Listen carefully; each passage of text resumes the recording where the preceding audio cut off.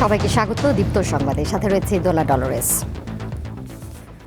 ভারপ্রাপ্ত রাষ্ট্রপতি হাফিজউদ্দিন আহমদ বঙ্গভবনে আজ দাপ্তরিক কার্যক্রম শুরু করেছেন। দুপুর 12টার দিকে বঙ্গভবনে পৌঁছালে তাকে গার্ড অফ অনার দেওয়া হয়। পরে ভারপ্রাপ্ত রাষ্ট্রপতি সংশ্লিষ্ট কর্মকর্তাদের সঙ্গে মতবিনিময় করেন এবং প্রয়োজনীয় দাপ্তরিক নথিতে স্বাক্ষর করেন। গত শুক্রবার রাষ্ট্রপতির পদ থেকে মোহাম্মদ শাহাবুদ্দিন পদত্যাগ করলে সংবিধান অনুযায়ী জাতীয় সংসদের স্পিকার হাফিজউদ্দিন আহমদ ভারপ্রাপ্ত রাষ্ট্রপতির দায়িত্ব গ্রহণ করেন। সংবিধানের 123 অনুচ্ছেদ অনুযায়ী 90 দিনের মধ্যে নতুন রাষ্ট্রপতি নির্বাচন করতে হবে।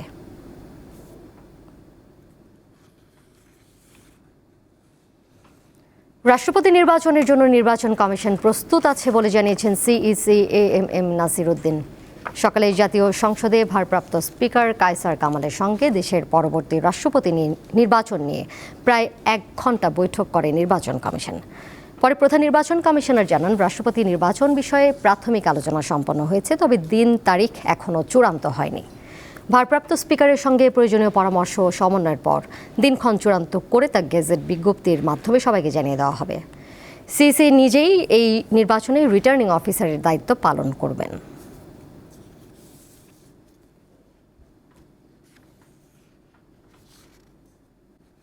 রাষ্ট্রপতি নির্বাচনকে সামনে রেখে আমরা আলোচনা করেছি, প্রাথমিক আলোচনা হয়েছে।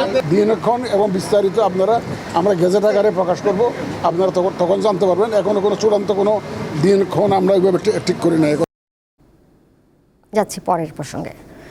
26টি টুথপেস্টে ক্ষতিকর মাইক্রোপ্লাস্টিক পাওয়ার ঘটনা তদন্তে 3 সদস্যের বিশেষজ্ঞ কমিটি গঠনের নির্দেশ দিয়েছেন হাইকোর্ট। 15 দিনের মধ্যে কমিটিকে আদালতে তদন্ত প্রতিবেদন দাখিল করতে বলা হয়েছে।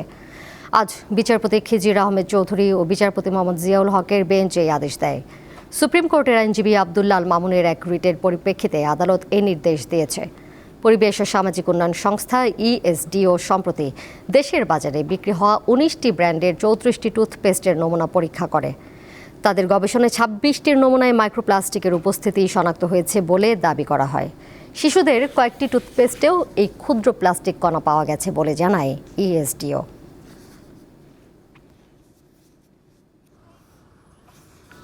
ছাব্বিশটা টুথপেস্টে অধিক পরিমাণ আপনার মাইক্রোপ্লাস্টিক পাওয়া গেছে। সেইটা মানুষের শরীরের জন্য এবং প্রকৃতির জন্য কতটা ক্ষতিকর সেইটা চ্যালেঞ্জ করে আমরা একটা মামলা দায়ের করেছিলাম। সেই মামলাটা আজকে মিস্টার জাস্টিস খিজির আহমেদ চৌধুরী এবং মিস্টার জাস্টিস জিয়াউল হকের কোর্টে শুনানি হয়েছে। শুনানি অন্তে মাননীয় বিচারপতি সন্তুষ্ট হয়ে আমাদেরকে রুল দিয়েছেন এবং একটি ডাইরেকশন দিয়ে 15 দিনের মধ্যে একটি রিপোর্ট দেওয়ার জন্য অনুরোধ বলেছেন এবং সেখানে সায়েন্স ল্যাবরেটরির একজন, বুয়েটের একজন এবং বিএসটিআর একজন, এই 3 জনকে 15 দিনের মধ্যে একটা রিপোর্ট প্রদান করার জন্য বলছে।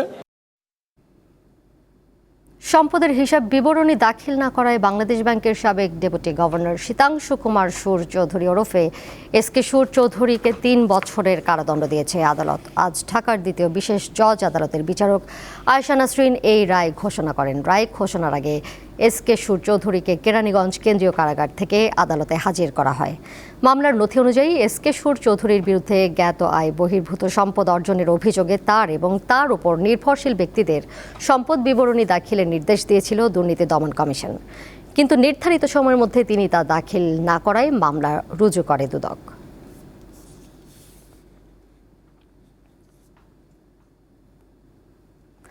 আজ বিশ্ব প্রকৃতি সংরক্ষণ দিবস। প্রাকৃতিক সম্পদ সংরক্ষণ, উদ্ভিদ ও প্রাণী জগতের সুরক্ষা, জীববৈচিত্র্য হ্রাস ও দূষণের মতো পরিবেশগত হুমকি সম্পর্কে সচেতনতা বাড়াতে এই দিনটি পালন করা হয়। বাংলাদেশের প্রাণ প্রকৃতি নিয়ে দীপ্ত সংবাদ ধারাবাহিক প্রতিবেদন প্রচার করছে। আজ থাকছে সিগারেটের ফেলে দেওয়া ছোট্ট ফিল্টার কিভাবে মাটি, পানি, পরিবেশ ও মানব দেহের ক্ষতি করছে, এই নিয়ে প্রতিবেদন।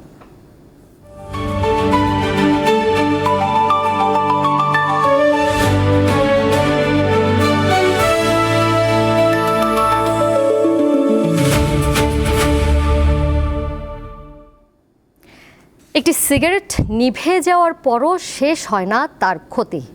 ধোঁয়ার বাইরে ফেলে দেওয়া ছোট্ট ফিল্টারটি বছরের পর বছর দূষিত করে মাটি, পানি ও পরিবেশ। নীরবে ছড়িয়ে দেয় বিষাক্ত মাইক্রোপ্লাস্টিক, যা শেষ পর্যন্ত পৌঁছে যায় মানুষের শরীরেও। দেখতে খুবই ছোট, ফেলে দেওয়া সিগারেটের এই ছোট্ট অংশই বিশ্বের সবচেয়ে বেশি পরিমাণে ছড়িয়ে পড়া প্লাস্টিক, যা কয়েক বছরেও পচে না। সিগারেটের ফিল্টার তৈরির মূল উপাদান সেলুলোজ অ্যাসিটেট।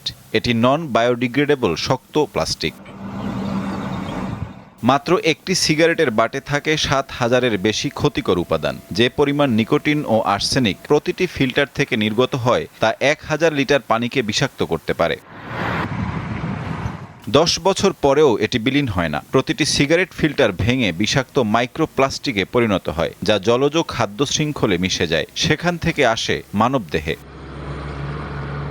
ফসলি জমিতে যদি এসব ফিল্টার ফেলা হয়, দিন শেষে তা এসে পড়ে খাবার টেবিলেই। এসব ফিল্টার গাছের অঙ্কুরোদ্গম ব্যাহত করে, গাছের মূল শিকড় সংকুচিত করে ফেলে, নষ্ট হয় মাটির প্রাকৃতিক পুষ্টি। সিগারেট ফিল্টারে থাকা নিকোটিন এবং ভারী ধাতু শুষে নেয় মাঠের ফসল, তৈরি হয় মারাত্মক জৈবিক হুমকি, বিষাক্ত হয় মাটি থেকে গোটা বাস্তুতন্ত্র। প্রতিটি ফিল্টারে থাকে কমবেশি ১৫,০০০ প্লাস্টিক ফাইবার। ধূমপানের সময় তাপের কারণে এই ফাইবারগুলো গলে যায়, ফলে তামাক পোড়া ধোঁয়ার সাথে শ্বাসতন্ত্রে যায় মাইক্রোপ্লাস্টিক ও ন্যানো ফাইবার। সাইফুর রহমান শিশির, দীপ্ত বার্তাকক্ষ। পটুয়াখালীতে দিন দিন হারিয়ে যাচ্ছে প্রাণ প্রকৃতির ভারসাম্য। কুয়াকাটা সৈকত সংলগ্ন সংরক্ষিত বনাঞ্চলে ২ দশক আগে ২,১৬৫ একরের বনাঞ্চলের দেখা মিলত চিতাবাঘ, মেছোবাঘ, বন মোরগ সহ বেশ কিছু বন্যপ্রাণীর। কিন্তু বনদস্যুদের থাবা আর সমুদ্রের করাল গ্রাসে অর্ধেকেরও বেশি বন বিলীন হয়ে গেছে। এটি পটুয়াখালীর কুয়াকাটা সৈকত সংলগ্ন সংরক্ষিত বনাঞ্চল। ২ দশক আগে ২,১৬৫ একরের এই বনাঞ্চলে দেখা মিলত চিতাবাঘ, বনমোরগ, শেয়াল, বানর সহ বিভিন্ন বন্য প্রাণী এবং বিভিন্ন প্রজাতির সাপ ও পাখি। তবে বনদস্যুদের থাবা এবং সমুদ্রের করাল গ্রাসে এই বনাঞ্চল অর্ধেকের নিচে নেমে এসেছে। এখন এ বনাঞ্চলে হাতে গোনা ২-৪টি শিয়াল ছাড়া অন্য কোনো বন্য প্রাণীর দেখা মেলে না। শুধু এ বনাঞ্চলই নয়, জেলার সকল বনাঞ্চলেরই একই অবস্থা। আমাদের জন্য সবচেয়ে দুঃখের বিষয় হচ্ছে ২ থেকে ৩ কিলোমিটার কিন্তু এই বনায়ন ছিল, বন্যপ্রাণীর যে আবাসস্থল জায়গাটা ছিল, এখন কিন্তু একেবারেই শেষ। এর ভিতরে নারিকেল বাগান ছিল, তাল বাগান ছিল, হিজুল বাগান ছিল, বিভিন্ন প্রজাতির গাছের বাগান ছিল। প্রতি বছর বর্ষার মৌসুম আসলেই কিন্তু এগুলো সমুদ্রে ভেঙে নিয়ে যায়। এবং এর পাশাপাশি একটি অসাধু চক্র, যারা এই বন উজাড় করে রাতে কিংবা দিনে বিভিন্ন সময় তারা গাছ কেটে যে বিক্রি করে, সেই জিনিসটাও কিন্তু আমাদের চোখে ধরা পড়ে। এটা যদি চলমান থাকে, কুয়াকাটার উপকূলীয় অঞ্চলের যে জীববৈচিত্র্য, এটি কিন্তু একেবারে হুমকির মুখে এবং একদম পুরোপুরি বিলুপ্ত হয়ে যাবে। এসব বনভূমির ভারসাম্য না থাকায় লোকালয়ে প্রবেশ করেছে হাজার হাজার বন্যপ্রাণী। বাংলাদেশ থেকে ৩১টি প্রজাতির বন্যপ্রাণী বিলুপ্ত হয়ে গেছে এবং ৩৪১টি প্রজাতির বন্যপ্রাণী বিপন্ন পর্যায়ে। তো আমরা যদি গভর্নমেন্ট যদি এখনই বন বাঁচানোর দিকে না যায় এবং বন রক্ষার দিকে না যায়, তাহলে আমরা যেই বন্য প্রাণীগুলো হারাবো, সেটা আমাদের ইকোসিস্টেমে একটা বড় প্রভাব ফেলবে। এদিকে ভালো নেই বন্য প্রাণীর আওতায় থাকা বিভিন্ন জলজ প্রাণীরা।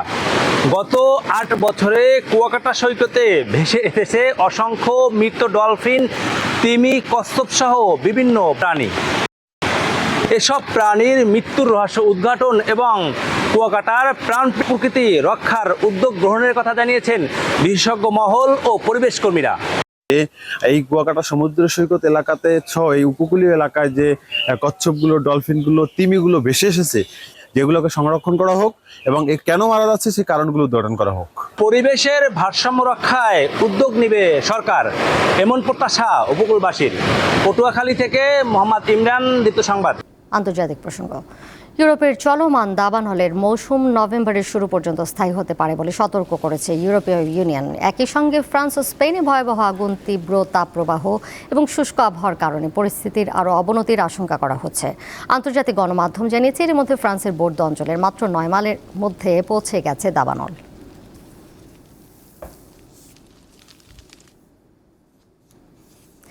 এর সাথে শেষ করব এখনকার সংবাদ। পরের সংবাদ বিকেল ৫টায় দেখার আমন্ত্রণ রইল। এছাড়াও আরও তথ্য এবং বিনোদনের নানা খবরাখবর জানতে যুক্ত থাকুন দীপ্তর ডিজিটাল প্ল্যাটফর্মে। সবাইকে ধন্যবাদ।